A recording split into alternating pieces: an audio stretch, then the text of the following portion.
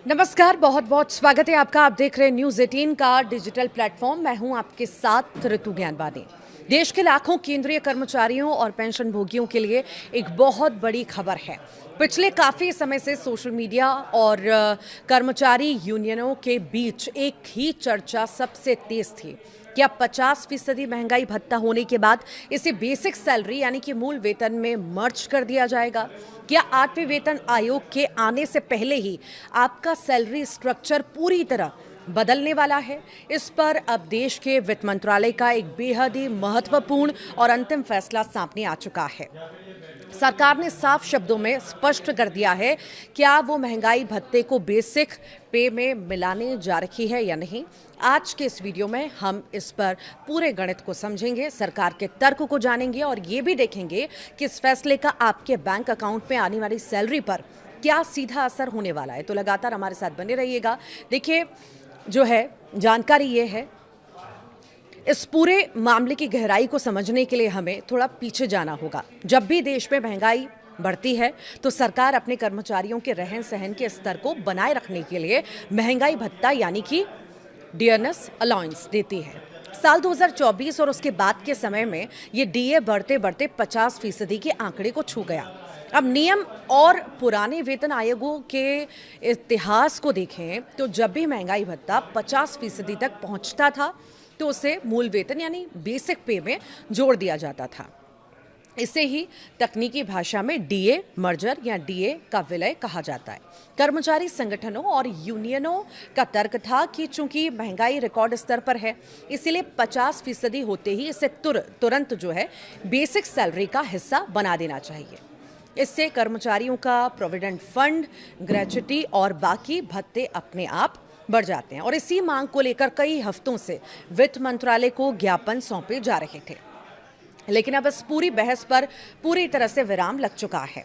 वित्त मंत्रालय ने केंद्रीय कर्मचारियों की इस मांग को फिलहाल सिरे से खारिज कर दिया है। सरकार ने बेहद साफ और कड़े शब्दों में स्पष्ट किया कि फिलहाल अलग से किसी भी प्रकार के डीए मर्जर की कोई भी तैयारी नहीं है। यानी जो कयास लगाए जा रहे थे कि एक नोटिफिकेशन जारी होगा और आपकी बेसिक पे बढ़ जाएगी, ऐसा कुछ भी नहीं होने जा रहा। सरकार का कहना है कि 7वें वेतन आयोग की सिफारिशों में ऐसा कोई ऑटोमेटिक नियम नहीं था कि 50% डीए होते ही उसे मर्ज करना ही पड़ेगा। सरकार के इस आधिकारिक बयान ने उन लाखों कर्मचारियों को बड़ा झटका दिया है जो इस महीने से अपनी सैलरी में एक बड़े बम्पर उछाल की उम्मीद लगाए बैठे थे। अब सवाल ये उठता है कि सरकार ने ऐसा फैसला क्यों लिया और इसके पीछे पूरी तरह से आर्थिक समीकरण काम कर रहे हैं। अगर सरकार 50% महंगाई भत्ते को बेसिक पे में मर्ज कर देती तो सरकार के खजाने पर अचानक से अरबों खरबों रुपयों का अतिरिक्त बोझ आ जाता। जब बेसिक पे बढ़ती है तो केवल टेक होम सैलरी नहीं बढ़ती बल्कि कर्मचारियों का पीएफ कंट्रीब्यूशन बढ़ जाता है, जिसमें सरकार को भी अपना हिस्सा बढ़ाना पड़ता है। रिटायर होने वाले कर्मचारियों की ग्रेच्युटी और कम्यूटेशन की रकम भी भारी बढ़ोतरी इसमें भी होती है। और सबसे बड़ी बात, देश के करीब 50 लाख से ज़्यादा पेंशन भोगियों की मासिक पेंशन का बेस बदल जाता। मौजूदा वैश्विक आर्थिक परिस्थितियों और देश के बजटीय घाटों को संतुलित रखने के लिए वित्त मंत्रालय ने इस अतिरिक्त वित्तीय बोझ को उठाने से साफ इनकार कर दिया है। सरकार का मानना है कि महंगाई भत्ता समय समय पर बढ़ाया ही जा रहा है और इसीलिए अलग से मर्जर की कोई भी तार्किक जरूरत नहीं है। इस खबर का एक और महत्वपूर्ण पहलू है जो सीधे जुड़ा है 8वें वेतन आयोग से।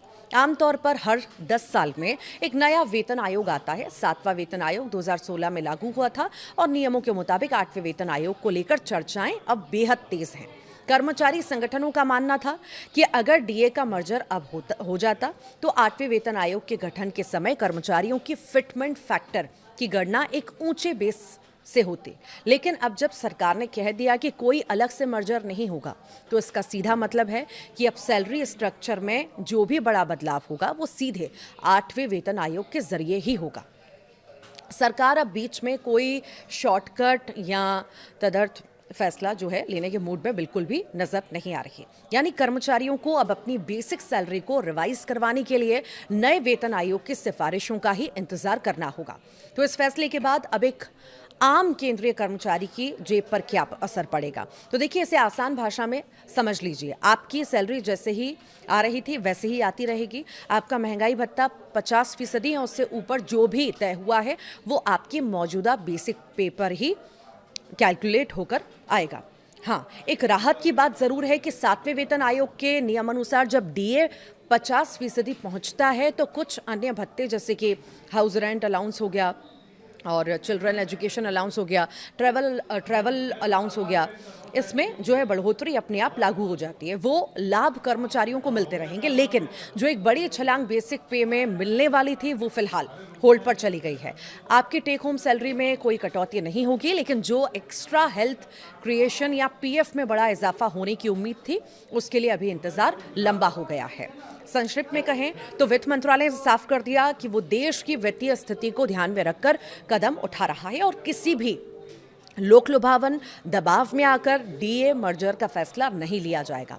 अब सभी की नजरें इस बात पर टिकी हैं कि सरकार 8वें वेतन आयोग के गठन को लेकर कब आधिकारिक घोषणा करती है और इस पूरे फैसले पर आपकी क्या राय है। क्या सरकार का यह कदम सही है या कर्मचारियों की मांग जायज थी? हमें नीचे कमेंट बॉक्स में जरूर बताइएगा।